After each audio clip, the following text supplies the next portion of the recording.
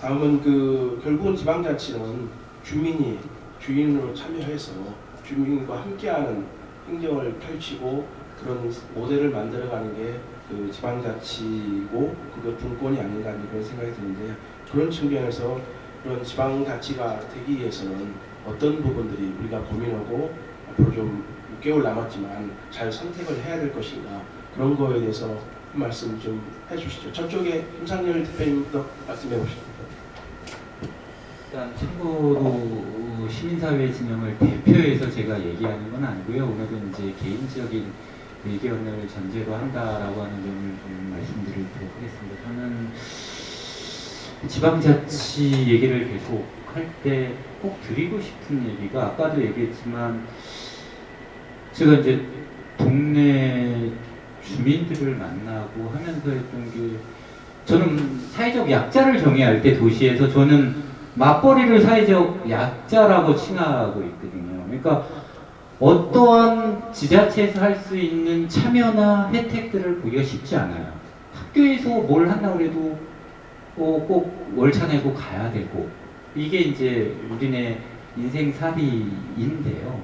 그러니까 지방자치를 하려고 하는데 사람을 어떻게 모이냐. 그러니까 지금 제가 아까 얘기했듯이 크게 세 개의 계층들은 모인단 말이에요. 어르신과 동네 자영업자들과 주부들은 있어요. 근데 다양한 또 다른 많은 사람들을 차지하는 실제 주간에서 현장에서 일하는 사람들의 목소리를 찾기가 지자체에서 너무 어려웠다라고 하는 측면이, 저는 이 문제를 해결하지 않으면 지방자치 되지 않는다고 보는 입장인 거예요, 개인적으로. 그래서 예전에 어떤 분이 얘기했던 저녁이 있는 삶, 정말 중요해요. 대한민국의 패러다임을 변하고, 그 다음에 이게 구체적인 정책으로 들어오면 어떻게 되냐면, 서울을 중심으로 한 수도권은 하나의 덩어리예요. 그러니까 행정이 지네가 나눠주는 근거는 거예요. 주민들은 그렇게 생각 안 하거든요. 그러니까 그 얘기를 좀 하는 건 뭐냐면, 진정한 지방자치가 구현이 되려면 직주 분리 문제를 직주 일치로 할 수 있는 그 상위 개념의 정책들을 많이 만들어요. 그러니까 베드타운이 문제라고 하면 직장이 가까운 곳에 많이 만들어야 된다고. 판교 일자리 왜 안 생기겠어요? 일 생겨요. 근데 그분들이 성남에 들어와서 살 수 없는 조건이 있단 말이에요, 지금. 그 조건들을 마련해 주는 게 정치고 행정이란 말이에요. 그쵸? 일자리 나오죠. 그러니까, 아니, 운이 좋은 거에 다음 시장할 사람 중앙정부에서 다 깔아놓고, 자기는 이제 그 과실을 따먹는데, 과실을 따먹는 거에 그치지 않고, 그거에 대한 지속 가능하게 만드는 게 저는 성남시장의 역할이라고 봅니다. 그래서 이제, 아니, 직장이 판교에 직장을 가지고 있는 사람이 절반 이상은 성남에 거주를 하게끔 할 수 있는 조건. 그러니까 집값이 비싸요. 아니면 구도심은 정주 환경이 좀 안 좋아요. 그러면 장기적으로 나는 어떻게 하겠다라고 하는 정책들을, 마스터 플랜들은 지자체 차원에서 고민들을 해야 된다라고 보는 거예요. 저는 이 차원에서 좀 다른 시각에서 좀 말씀을 좀 드렸습니다. 주민과 함께 하기 위한 조건은 학교로 예를 들면 우리 선생님이 되어야 된다고 생각합니다. 우리 선생님이라는 것은 제가 고민을 얘기할 수 있고 함께 얘기를 나눌 수 있고 그 선생님의 얘기를 제가 들어줄 수 있는, 저 역시 분당에서 투표를 했고 지난번 지방선거에 저희 지역구의 시의원이 누군지 잘 모릅니다. 정의당 활동을 본격적으로 하면서 내가 사는 지역구에 더불어민주당의 누구누구 시의원, 자유한국당의 누구누구 시의원이 있구나를 인지하기 시작했습니다. 나의 시의원, 우리의 시의원을 만들기 위해서 첫 번째, 저는 지난 지방선거 결과를 조금 분석을 해봤는데 특정 선거구 같은 경우에는 현재 인구 기준으로 46,000명의 시의원이 2명이 나왔습니다. 그리고 또 다른 지역구 같은 경우에는 81,000명의 시의원이 2명이 나왔습니다. 즉 81,000명의 시의원 2명 나온 지역구를 기준으로 한다 그러면 46,000명의 시의원 2명 나온 지역구에 비해서 제 표는 절반밖에 효과를 발휘하지 못한 결과입니다. 바꿔야죠. 바꿀 수 있습니다. 정치관계법 바꾸고 있고요. 서울도 진행되고 있습니다. 경기도 진행을 해야 됩니다. 옆에 노의원님 계시지만 국민의당에서 적극적으로 지원을 하고 의견 내고 충분히 바꿀 수 있습니다. 내가 생각하는 정책에 대해서 같이 토론하고 얘기를 나눌 수 있는 시의원이 좀 있었으면 좋겠습니다. 이상입니다. 참 엄청 어려운 얘기죠. 그 주민과 유리된 지방자치, 그리고 주민과 함께하는 지방자치. 정말 생각하기에 따라서는 참 대단히 추상적인 이야기입니다. 주민과 유리됐다는 게 뭘까? 주민이 어떻게 참여하는 게 맞을까? 주민들이 생각하고 있는, 주민들이 원하는 것을 어떻게 이 지방자치에서 관철시켜서 정책으로 만들어낼까? 실제로 우리는, 대한민국은 그 대의민주정치입니다. 이게 직접 광장에서 모든 것을 할 수 있는 그런 정치가 아니기 때문에 그런 방식은 아마 상당히 다양한 방식으로 보완을 하겠지만 아마 대의민주정치는 계속 유지될 수밖에 없는 상황인데, 주민과의 유리된 지방자치라고 하는 것은 결국 주민들의 의사를 제대로 담아내지 못하는 정치, 이렇게 아마 해석해야 옳을 겁니다. 그래서 저는 주민들의 의사를 제대로 담아내기 위한 정치가 되기 위해서는, 제가 오늘 하루 종일 얘기하지만 지방 분권 제대로 되어야 사실 그 지방 우리 주민들의 제대로 된 의사를 담아내는 정책을 만들어낼 수 있습니다. 한계가 있는데 그 한계를 가지고 어떻게 그 정책을 지방정부가 마음대로 만들 수 있겠습니까? 그래서 저는 어쨌든 주민들의 의사를 제대로 담아내기 위해서는 지방정부 분명히 돼야 된다고 생각을 하고요. 결국은 정당을 통해서, 내가 뽑은 대표를 통해서 자기 의견을 관철해야 되는 게 지금 현실적으로는 그럴 수밖에 없다라는 전제하에 우리가 생각을 해보면, 우선 그렇다 하더라도 우리 주민들이 필요하는 정책들을 과연 어떻게 이 정치권에서 담아낼까 하는 문제인데요. 그럼 뭐 너무 상식적으로 주민들이 제안하거나 주민들이 발의하거나 이런 주민들이 또 내는 조례를, 이런 것들을 만들 수 있도록 하는 제도적인 장치나 이런 것들을 현실화시키는 것들이 필요하겠죠. 그런 것이 필요한 것 같고요. 지금 계속 나오는 얘기지만은 주민참여예산제 이런 것들을 실질적으로 그것이 실질적이고 효율적으로 될 수 있도록 확대하는 거, 이런 것들이 필요하겠죠. 말로만 하는 게 아니고 이런 것들이 필요한 것 같고요. 그 다음에 사실은 우리의 대표인 시도의원이나 뭐 단체장을 통해서 우리 의사를 관철하긴 합니다만은 그래도 우리가 지방자치의 활성화를 위해서는 주민자치 조직들, 또 그 주민자치족들이 모이는 주민협의체들, 이런 부분들이 실제로 그 행정의 한 축 혹은 어떤 시의 정책을 결정하는 한 축으로 좀 제도화되는 것들이 필요하다. 지금까지는 행정부에서 정책을 내고 의회에서 견제하는 역할이었다면 제3지대에서 주민 자치조직이나 주민협의체가 그런 부분들을 함께 협의할 수 있는 그런 조직들이 필요하다. 과거 이제 이재명 시장 초기에 그런 것들을 만들려고 했는데 결국은 옥상 5억 내지는 뭐 의회 의원들의 권위를 좀 어떻게 한다 이런 걸로 해서 되지 않았는데, 이런 부분들이 필요하다. 그래야 주민들이 그렇게 직접 참여할 수 있는 방법이 생기는 게 아니냐.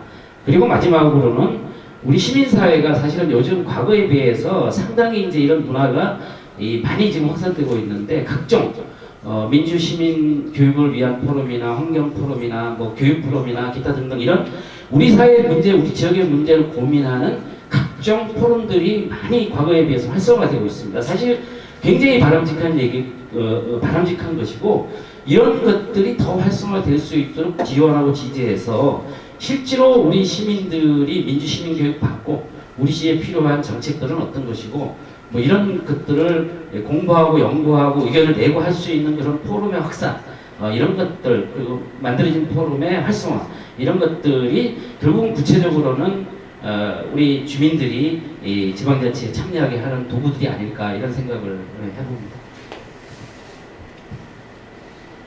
네, 주민과 함께하기 위한 지방자치 부분인데요. 사실 아까 김상열 대표님께서도 아까 발언하신 내용 중에 이런 내용이 있었습니다.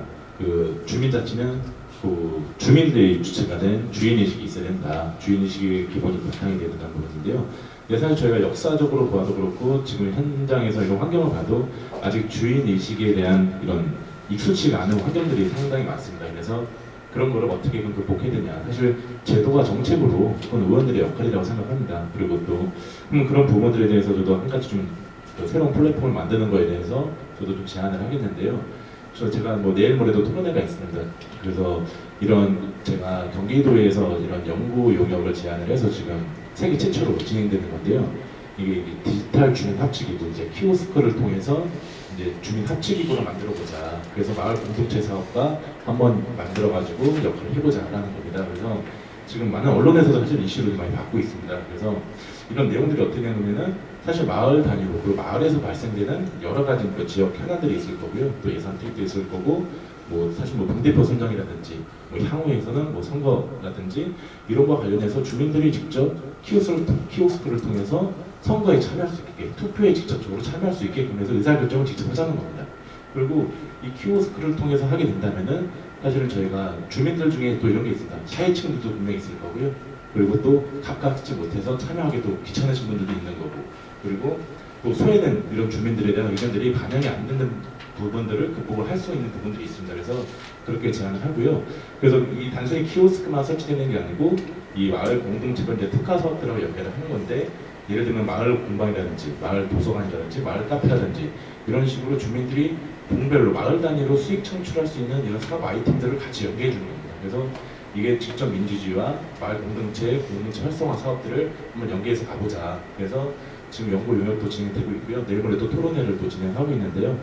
이런 부분에 대해서 계속적으로 저희가 제도라든지 정책 제안들이 계속 이루어져야지 주민들도 이런 주인의식에 대한 환경을 조성해 줄 수 있는 거고, 본인들도 이렇게 참여를 하면서 이런 긍정적인 지역사회 변화도 이루어질 수 있겠다라는 좀 생각을 하고 있습니다. 네, 이상입니다.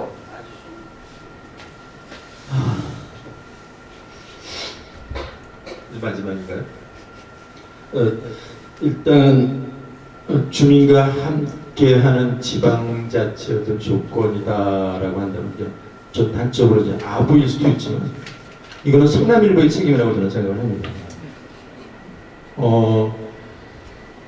제가 봤을 때는 적어도 지역 언론이 제대로 서야 적어도 지역 언론이 힘을 가져야 된다고 저는 생각을 합니다.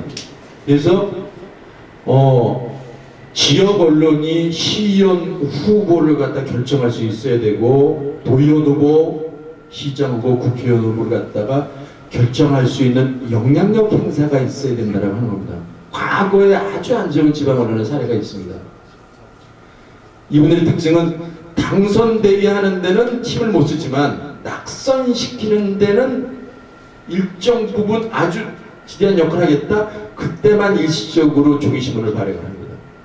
아주 안 좋은 거. 이래가지고서는 굉장히 이미지가 안 좋은데, 왜 지역 언론을 얘기를 하냐 하면은 지금은 대부분의 지역 언론들이 보도자료로 도배가 되어 있습니다. 자기 기사가 나가는 신문사가 거의 없고요.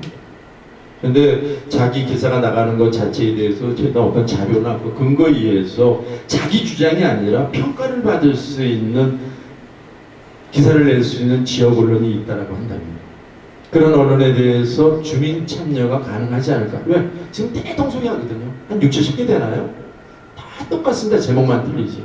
거기에 대해서 내 의사 반영될까요? 일단 여기 이제 현역 도의원님도 계시고 그 다음에 의원님도 계시고 이렇게 하는데 제가 봤을 땐 그렇습니다. 지역에서 아주 열심히 일하는 지역 일꾼이 있어요. 그런 일꾼들을 갖다 지역 언론을 통해서 주민들에 의해서 관심을 받게 되면은 지구당 위원장이나 당에서는 그런 열심히 했다는 사람을 영입을 해야 되는 시스템이 되어야 됩니다. 시험 보니까 4년 동안 진짜 잘하더라 저 사람. 그런 사람에서 보려는 후보로다가 끌어들여야 되고요. 지방의원을 잘했던 사람을 통해서 중앙당에서 국회의원으로 끌어들여야 되고 시장으로 끌어들여야 되는데, 우리나라 인재 영입 시스템은 뭡니까? 지역은 몰라도 돼. 실력자가 던지면 인재 영입입니다. 근데 그 사람은 지역을 전혀 몰라. 이거에 지대한 책임은 지역 언론에게 있다고 생각을 합니다. 그런 면에 있어서 제대로 된 지역 언론이 쓸 수만 있다라고 한다면, 그런 토양이 마련이 된다라고 한다면 지방자치를 하기 위한 최소한의 조건이 마련이 되는 것이라고 저는 생각을 합니다.